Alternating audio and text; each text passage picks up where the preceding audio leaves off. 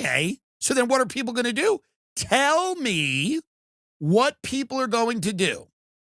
If the maximum goal, by the way, making life about only efficiency destroys it. Destroys it. The most efficient way to do something is that if someone is bothering you, if your spouse is bothering you, the most efficient way to deal with that is to kill them. It's to kill them. If your wife is bothering you, the most efficient way to deal with that is to bludgeon her with an item on your mantle. That's the most efficient way to deal with it because immediately the argument is over. If your wife is dead.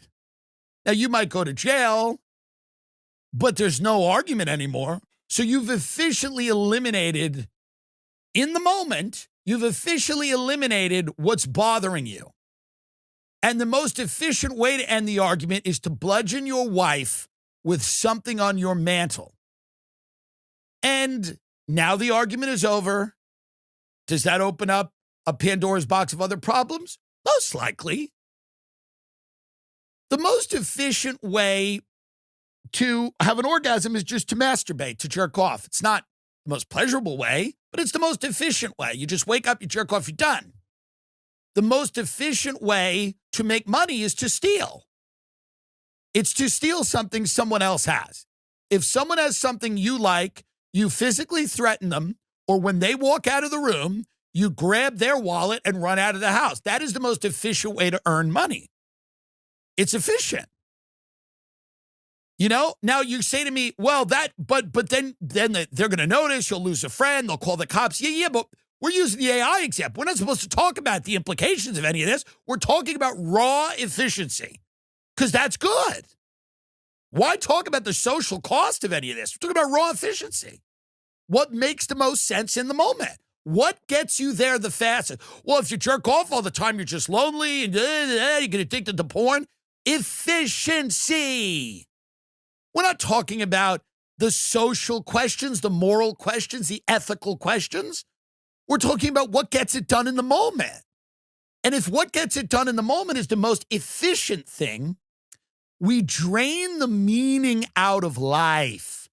The meaning of life is struggle and hardship and challenge and getting through it and building the skill set that you need to do so, and then having real victories. You know, Toni Morrison wrote a great book called Paradise, which many of you are too stupid to read. And it just is what it is. It's not my fault. It's the education system. It was hard even for me to read, to be honest. I don't think I finished it. It doesn't matter. The point is, in the first two chapters, there's a preacher who's giving a great speech about a 2-year-old's life. And basically saying the 2-year-old experienced a lot of the challenges that you did, like a 3-year-old who died, and their life doesn't have less value than yours. It's a wild speech. It's actually really good, and it's brilliant. Whether you get anything out of that or not, he was basically saying that, like, that life, very short, had challenges baked into it, problems, moments of joy. You got to read the speech. I'm not doing it justice. Obviously, it's Toni Morrison, but the idea that you can just make life about efficiency and that you can drain all of the joy out of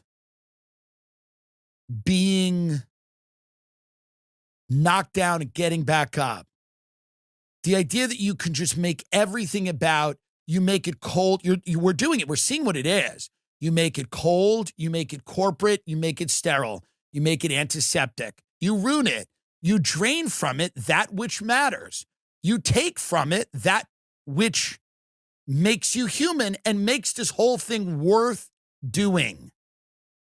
This is not just to maximize efficiency and increase intergenerational pools of capital. It's not just to modernize our technology to the point where it destroys our soul. That can't be the point. The point is love and family and art and community. The point is culture. The point is kindness. The point is The point cannot simply be the maximizing of efficiency. That takes all the meaning out of it. So here again, to speak on that, David Solomon, I said it was David Cohn. That's another guy. I apologize. David Solomon, AKA, this is Goldman Sachs, David Solomon. It does say he's the CEO. Maybe he's the CEO now or he was the past CEO. I don't care. But this is AKA DJ D Soul. So this is the CEO of Goldman Sachs, otherwise known as DJ D Soul. We live in hell. Take it away. Wharton commencement. We live in an age of self-driving cars, reusable rockets, and an app called Suno, which some of you might be familiar with. It's an AI app that helps you produce music instantaneously. As I was preparing for this, I gave it a prompt, and here's what I said. Hey Suno, I'm at Wharton's graduation, and I'd like you to make an anthem for the MBA class of 2026. Let's create an upbeat house song, approximately 120 beats a minute, that talks about why Wharton's grads should be optimistic about what's in front of them in the years ahead, and how today is the best day in the history of the world to be in their shoes, and tomorrow will be better. Here's what Suno came up with. That comes with 2 more verses and 3 more choruses. It's not out publicly yet. That took 10 seconds to create. Okay, so these people, they're older, they're so wealthy, they just don't care what happens. They find it interesting because it is interesting. By the way, if you have the luxury of just talking about like where AI is going and hey, are we all going to leave the planet? That is interesting for sure. It's fun. It's a great topic for a dinner. But if you are needing to earn money to live, or you are concerned about your privacy, or you're concerned about AI targeting schools in Iran and blowing up children who are sitting there at their desks, which is evil. If you're concerned about AI choosing the wrong target and blowing up children who are sitting there with pencils in their hands, if you're concerned about any of that, hey, by the way, listen to this song that AI made. Isn't this cool? It made a song. Why don't you play that song for the children in that Iranian school who burned alive? How about that? Maybe they would have liked that song when you had Palantir and all these companies, these AI targeting, because now it's widely believed that AI is being used to target things in war zones and it's making mistakes. So why don't you play them that song? I'm sure they'd like to hear it. Oh, you can't, they're dead. So if you have any of these concerns, you're dismissed immediately as a loser, as a Luddite, as a crank, as someone who hates technology, as someone who can't keep up. But make no mistake, they're coming for your privacy. They're coming for your security. They are coming for your money. They're coming for your property. They're coming for your life. They're coming for your freedom. They're going to take all of those things and they're digitizing every single thing on the planet. They're going to have your money supply. They're going to have it all. Where you can travel, it is the plan. It's not a conspiracy. They kind of come out and say it. Eventually, they'll control where you live, and they'll control whether they think you're going to be a criminal or not with their predictive models of antisocial behavior. This is all in the works. It's not some type of conspiracy. And if you're concerned about that and you believe that there should be legislation introduced to make these companies accountable, and the immediate response will be, well, China. Well, China's going to do it if we don't.